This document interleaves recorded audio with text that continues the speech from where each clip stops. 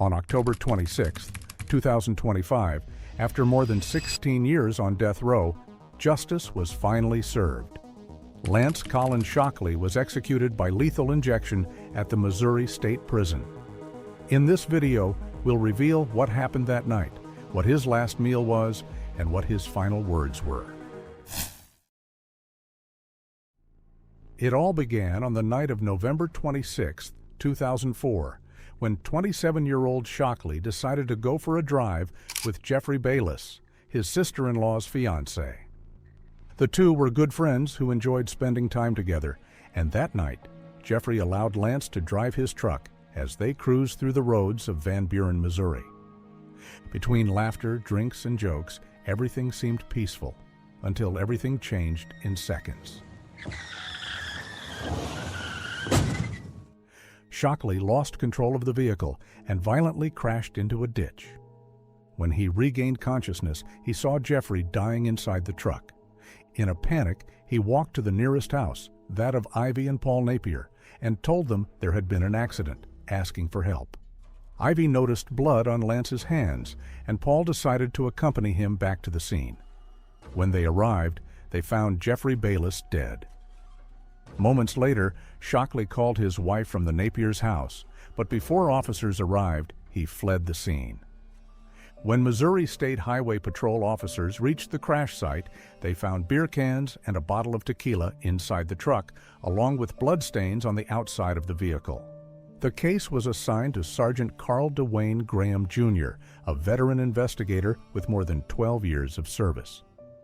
That same night, Graham went to Shockley's home to question him, but Shockley denied any involvement in the accident. He insisted he hadn't been with Jeffrey that night, that he had gone driving alone. But something didn't add up. When police interviewed Ivy and Paul Napier, both claimed they had only heard the crash but hadn't seen anyone at the scene except for Jeffrey Bayless's body. Their statements were confusing and contradictory, but Sergeant Graham suspected there was much more behind the story. 4 months after the crash, in March 2005, the investigation took a decisive turn. Sergeant Graham visited Ivy Napier at her workplace and used a pressure tactic. He falsely told her that Lance Shockley had confessed to being involved in the accident. Surprised by this supposed confession, Ivy revealed that yes, she had indeed seen Shockley at her house the night of the crash, asking for help after the wreck. That same afternoon, Ivy called Shockley to ask why he had told police he was there. Shockley denied saying anything and assured her that he hadn't been questioned again, making it clear he had never admitted anything to Graham. Later, on March 19, 2005, Cindy Chilton, the mother of Jeffrey Bayless's fiancée, informed Shockley that Sergeant Graham wanted to speak with her about the crash. Angry, Shockley replied that she didn't have to talk to Graham. That same day, somehow, he obtained the sergeant's home address. The next day, March 20th, 2005, at around 12:20 p.m., Shockley borrowed his grandmother's red 1995 Pontiac Grand Am, distinguished by a bright yellow sticker on the trunk, and drove off. Between 1:45 p.m. and 4:15 p.m., several witnesses reported seeing a red Grand Am parked on the wrong side of the road, just a few hundred yards from Sergeant Graham's residence.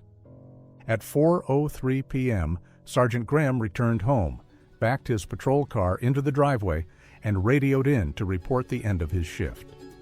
As he stepped out of his vehicle, he was ambushed from behind. Shockley shot him with a high-powered rifle. The bullet pierced Graham's bulletproof vest, severing his spinal cord at the neck and instantly paralyzing him. As he fell, he suffered skull and rib fractures. While Graham was still alive on the ground, Shockley approached and fired 2 more shotgun blasts, one to the face and another to the shoulder, before fleeing the scene. Neighbors, alarmed by the gunfire, called the police. Graham's body was discovered around 5:15 p.m. Shockley returned the Grand Am to his grandmother between 4:15 p.m. and 4:30 p.m. that same day. Investigators determined that the drive between his grandmother's home and the spot where the Grand Am had been seen took about 18 minutes, consistent with the timeline of events. That night, Missouri State Highway Patrol officers, accompanied by SWAT members, went to Shockley's home to question him. He refused to cooperate, claiming he was busy. When investigators confronted him in person, he stood by his refusal and said he had spent the day working at home with his neighbor, Sylvan Duncan. The next day, questioned outside his workplace, he repeated the same alibi. He claimed he had visited several relatives, spent time at his grandmother's house, and watched from her living room as his neighbor moved some bushes. He also admitted he knew Sergeant Graham was investigating him for the truck accident and, without being prompted, stated that he didn't know where Graham lived. Before the interview ended, he warned them in a threatening tone. "Don't come back to my house without a search warrant, because if you do, there's going to be trouble, and someone's going to get shot." Later that same day, Lance Shockley visited his grandmother and asked her to lie for him.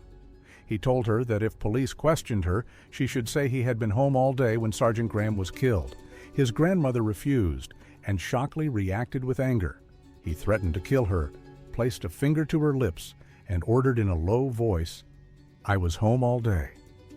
As part of the investigation, police arrested Shockley on March 23, 2005, for leaving the scene of the car accident that occurred on November 26, 2004, the same crash in which Jeffrey Bayless had died. A few days later, on March 29th, the state formally charged him with leaving the scene of an accident, armed criminal action, and first-degree murder for the death of Sergeant Carl Graham, announcing its intention to seek the death penalty. Lance Shockley's trial began on March 22, 2009, in the Howell County Circuit Court, after the proceedings were moved out of Carter County due to the case's notoriety. During the trial, the prosecution argued that Shockley had a clear motive: to kill Sergeant Graham in order to stop the investigation that could send him to prison for the Bayless accident. The defense, on the other hand, claimed there was no direct evidence linking him to the crime and that the state's case was built entirely on speculation. And indeed, there was no direct physical evidence: no blood, no fingerprints, no DNA, no eyewitnesses, and no murder weapon recovered. The case rested solely on circumstantial ballistic evidence. Experts determined that the rifle bullet recovered from Sergeant Graham's body was a .22 to .24 caliber round, consistent with a .243 rifle. Similar bullet fragments were found on a property belonging to Shockley's uncle, which the state considered an incriminating coincidence. But even within the state's own forensic team, doubts emerged. One expert hired by the prosecution initially classified the ballistic findings as inconclusive, refusing to declare a definitive match. He later changed his statement under pressure and then retracted it once again sometime after. Despite the weakness of the case, on March 27, 2009, after just 3 hours of deliberation, the jury found Lance Collin Shockley guilty of first-degree murder. However, during the sentencing phase, the jury could not reach a unanimous decision. Some jurors voted for life imprisonment without parole, while others demanded the death penalty. Under Missouri law, when a jury fails to agree on punishment, the final decision rests with the judge. Thus, on May 22, 2009, Judge David Evans of the Carter County Court sentenced 32-year-old Lance Shockley to death. During his more than 16 years on death row, Shockley worked as a prison cobbler and embraced a deep religious faith. However, he never admitted guilt, maintaining until the end that he was innocent of Sergeant Graham's murder. Over the years, all of his appeals were denied, first by the Missouri Supreme Court, then by the Federal District Court, the Eighth Circuit Court of Appeals, and finally by the United States Supreme Court. On October 13, 2025, one day before his execution, Governor Mike Kehoe denied the clemency petition filed by his attorneys. After more than 16 years on death row, Lance Collin Shockley was executed on October 14, 2025 at 6 p.m. by lethal injection at the Eastern Reception, Diagnostic and Correctional Center in Bonne Terre, Missouri. He was 48 years old at the time of his death. It was the first execution carried out in Missouri in 2025 and the first under Governor Mike Kehoe's administration. At 6:13 p.m., the prison warden pronounced him dead. That day, Shockley woke up at 7 a.m. He showered, spoke with his spiritual advisors, and spent his final hours with his family and children, who were allowed to visit him before the execution. For his last meal, he asked for something simple. In addition to the regular prison menu, he requested peanut butter, 3 packets of oatmeal, water, and 2 sports drinks. At 6 p.m., the curtains to the execution chamber opened.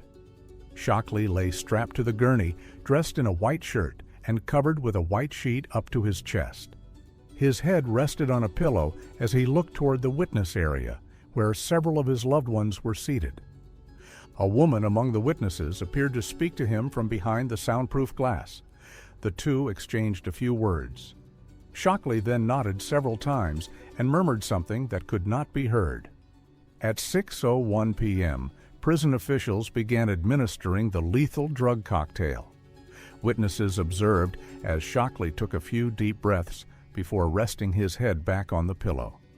His breathing gradually slowed, then became shallow, and within 2 minutes, it stopped completely. He showed no signs of struggle or pain.